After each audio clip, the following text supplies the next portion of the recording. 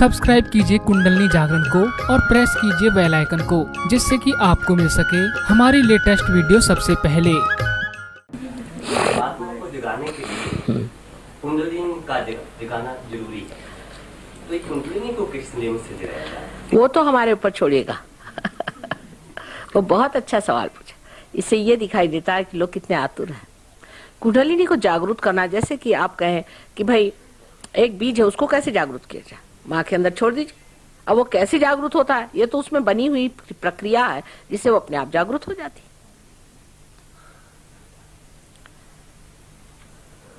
हठयोग द्वारा भी ये किया जा सकता है कुंडलिनी की जागृति? हठयोग शब्द जो है वो आजकल बहुत ही गलत रास्ते पे चला गया।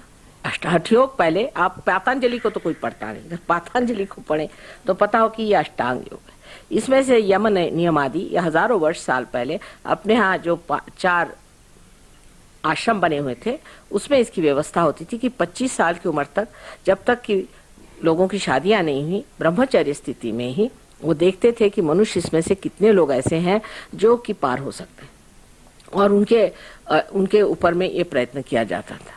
हमारे सहयोग में हम हठयोग को तो बहुत ज्यादा मानते हैं, क्योंकि इसकी जो आगे की चीजें हैं, ऋतंभरा प्रज्ञा आदि, ये सारी जो अष्टांग के जो 6 अंग हैं उनको बहुत ज्यादा मानते हैं। और पहले जो यम नियम आदि जो अंग है उसको भी हम मानते हैं, पर उसका एक साइंस है। ये नहीं कि आपके सारे की सारी या आप अपने हठयोग की क्रियाएं करें, ये बड़ा गलत नुकसान कर जाते हैं। जैसे कि पूरी दवा है कि अगर आपके पास पिटारी हो तो सारी दवाइयां आप खा लीजिए। अरे भाई, जो आपको बीमारी है वो खाइए, जो बीमारी नहीं वो आप क्यों खा रहे हैं? जैसे आपके पेट में शिकायत, आप सर का कुछ काम कर रहे हैं, फायदा क्या है? पेट तो खराब जाएगा, सर भी खराब जाएगा। दूसरी बात उसमें एक और है कि जब तक कुंडलिनी का जागरण नहीं होता, ये आप जान नहीं सकते आपका दोष क्या है। जब कुंडलिनी चलती है, समझ लीजिए अगर मोटर चली नहीं तो आप क्या जाने कि कहाँ जाकर कौन सा मोड़ है, पहले से आप कैसे ठीक कर सकते हैं?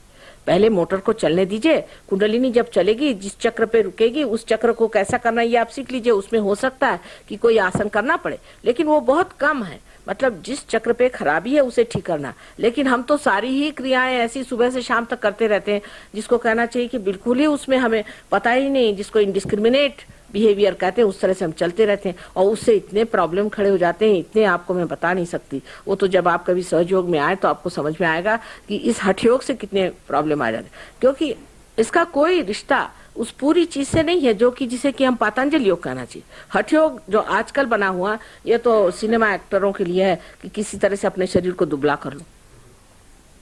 इसका कोई जरूरत नहीं, सबको दुबले होने की जरूरत क्या, मेरी आज तक समझ में नहीं आया। हर एक आदमी दुबला बने हुए घूमे और शुष्क बने घूमे, इससे फायदा क्या? और हठयोग जो आजकल का करने से तो आदमी तो ज्यादातर घटस्फोट ले लेता है, अपनी बीवी को छोड़ छाड़ देता है, मैंने यही देखा।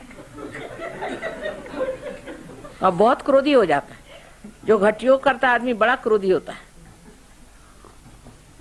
अधिकतर मैंने देखे हैं जो बहुत ज्यादा हठयोग करते हैं, वो इस कदर गुस्से वाले लोग हो जाते हैं कि बस कुछ में। क्योंकि हमारी सहयोग में 3 हमारी नाड़ियां मानी जाती है कि एक तो लेफ्ट साइड की नाड़ी, जिसे हम कहते हैं ईड़ा, राइट की पिंगला, और बीच की सुषुम्ना है। तो वो जो पिंगला नाड़ी पे उतर आते हैं वो तो बड़े पित्त प्रकृति के हो जाते हैं, और ये जो आजकल का हठयोग है ये आपको पिंगला नाड़ी पे ले जाता है, और वो राजसिक लोग हो जाते हैं जिनको यही नहीं समझ में आता अच्छा क्या और बुरा क्या। वो तो बड़े कड़क लोग होते हैं। हम शरीर मात्र तो नहीं है ना, हम तो आत्मा है। सब चीज काहे के लिए? आत्मा को पाने के लिए। हाँ बेटे कहिए। व्रत के बारे में आपने कहा, तो उसके बारे में साधक लोग तो ये मानते हैं कि ये साधना का एक अंग है। अब ये मानने वालों को मैं क्या करूं बेटे? अच्छा, साधक लोगों का कहना है। हाँ। मानते हैं नहीं मानते हैं उसके बारे में थोड़ा सा मैं आपसे बताती हूँ उसका विवेचन। सनातन धर्म में ये नहीं है, का ये कहीं नहीं है बेटे। आप लोग अपने मन से मान रहे हैं, ये तो पता नहीं कहाँ से विचार आए, कहीं लिखा नहीं। आप बैठ जाइए, मैं बता दूं आपको इसके कितने दुष्परिणाम होते हैं इसी मान्यता से।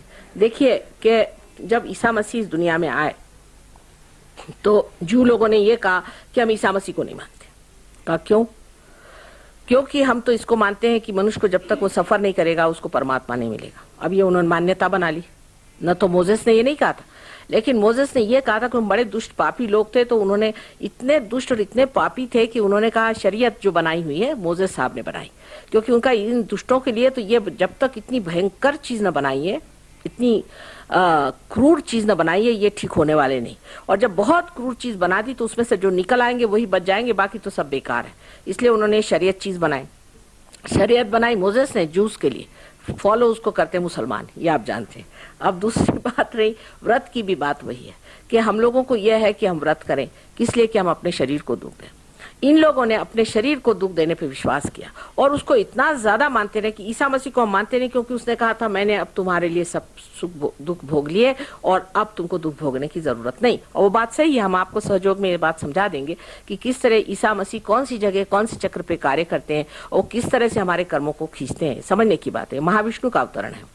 हम लोग इसको अभी जानते नहीं, लेकिन जब आप जानिएगा तो आप आश्चर्य करेंगे कि ये सब आपस में रिश्तेदार हैं। मोहम्मद साहब और ये लोग सब आपस में रिश्तेदार हैं। इनमें हम लोगों में अभी समझ आई नहीं, इसलिए बहरहाल वो दूसरा विषय हुआ। पर जो आपने बात करी कि जूस ने ये शौक फरमाया कि हमें शारीरिक यातना होनी चाहिए, तो हिटलर साहब तैयार हो गए। उसी इच्छा के साकार स्वरूप श्री हिटलर तैयार हो गए और उन्होंने ऐसा उनको छला कि अब उन्होंने कान पकड़े, अब नहीं हमें कुछ सफरिंग चाहिए। यही हाल अपने देश में, हम जो व्रत करते हैं तो भूखमरी इस देश में रहेगी। आपको शौक है, फरमाइए। आप शौक फरमा रहे हैं, आप भूखमरिए। आपको शौक है, करिए। इसको मैं नहीं कहती, पर फिर लोग भूखे मर रहे हैं, ये बात न कहना चाहिए। पहले आप व्रत छोड़िए, देखिए अपने देश में कभी भी नहीं इस तरह की हालत आएगी। एक आप समाज की बात छोड़िए, लेकिन मैं निसर्ग में बात करती हूँ। जिस जगह पेड़ नहीं होते वहां बरसात नहीं होती, सीधा हिसाब। जहां पेड़ होते हैं वहीं बरसात होती है। जहां लोग खाने पीने में मौज में रहते हैं वहीं खाना पीना होएगा, और जहां लोग भूखे मरना चाहते हो भूखे मरिए। मैं तो आपको सीधी बात बेटे बता रही, जो निसर्ग की बात। निसर्ग भी जानता है। आपको निसर्ग का एक आश्चर्य बताओ, हमारे महाराष्ट्र में समुद्र के किनारे पे बहुत सारे पेड़ होते हैं, जिसे आप कहते हैं श्रीफल, माने नारियल के। अब वो नारियल के इतने ऊंचे ऊंचे पेड़ होते हैं, और नारियल आप जानते हैं कि कभी कभी 2-2 शेर 3-3 शेर का एक नारियल होता है, और लोग उसके नीचे खूब सोते हैं। तो हमने कहा कि भाई क्या बात, तुम लोग नीचे सोते? कहले माँ, कभी किसी के सर पे या बदन पे, शरीर पे, किसी जानवर के कभी भी आज तक नारियल नहीं पड़ा। अब आप सोच लीजिए, बाकायदा हमारे शाम के वक्त सब लोग बैठे रहते हैं, कभी नहीं पेड़ के दूसरी तरफ गिरेगा नहीं, तो गिरेगा नहीं जब तक कोई इंसान बैठा हुआ। ये सारे आश्चर्य हैं। तो क्यों हम चुनौती दें कि हम व्रत कर रहे हैं, तो कहे अच्छा चलो भूखे मरो। हम तो ऐसे बहुतों को जानते हैं कि जो जिंदगी भर व्रत करते रहे, बाद में उनके बच्चों ने उनको भूखा मारा। मैंने कहा परमानेंट व्रत करते रहो, हाँ, लेकिन अपने शरीर को जो उपयुक्त है वो चीज खाओ। ये तो नहीं मैं कहती कि आपको जो उपयुक्त नहीं, उसका भी एक साइंस है। फिर से हम बताते हैं कि जैसे किसी को लिवर है, उसको क्या चीज खानी चाहिए, वो तो देखना ही पड़ता है थोड़ा बहुत, वो दूसरी बात है, वो संयुक्त, वो ठीक है। युक्त जो चीज है वो करनी चाहिए, लेकिन जो चीज युक्त ही नहीं है, बेकारी में दिमागी जमाकर से आप एक धारणा करके अपने को मार डालना चाहते हैं, तो उसे हम क्या करें बताइए। हम तो समझा रहे हैं आपको कि खूब खाइए पीजिए, लेकिन उसका ये जानिए कि कौन सी चीज आपके शरीर को आवश्यक है। मौज में रहिए।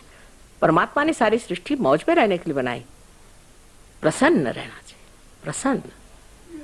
हमें सब लोग जब हम वहां गए फ्रांस, तो लोगों ने कहा कि माँ आप तो बहुत ज्यादा खुशहाल नजर आते हैं। तो मैंने कहा अब क्या करें इसे?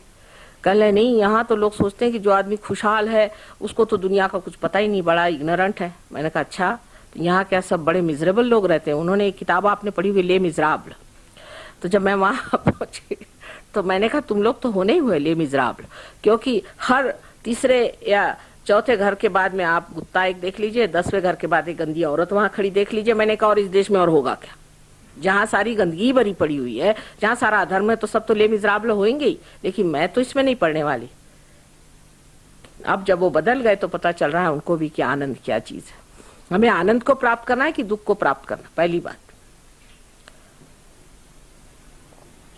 ये व्रत से बहुत लोग घबराते हैं कि व्रत नहीं छोड़ना चाहते। अरे भाई छोड़ दो। छोड़ना नहीं चाहते बेटे, ये बड़ी पकड़ है। यही तामसिक वृत्ति है कि जो चीज गलत है उसी को पकड़े रहेंगे। उससे हजारों बीमारियां होती, हजारों बीमारियां, व्रत करने वालों को हजारों बीमारियां रहती, पर छोड़ेंगे नहीं और सबको परेशान करेंगे। व्रत जिस दिन होता है सारे घर में हंगामा, जैसे हनुमान जी उतर आए, आज मैं ये खाऊंगी, नहीं तो वो खाऊंगी, नहीं तो ये चाहिए, नहीं तो अरे भाई व्रत है तो भूखे मरो, काहे को सबको परेशान कर रहे हो।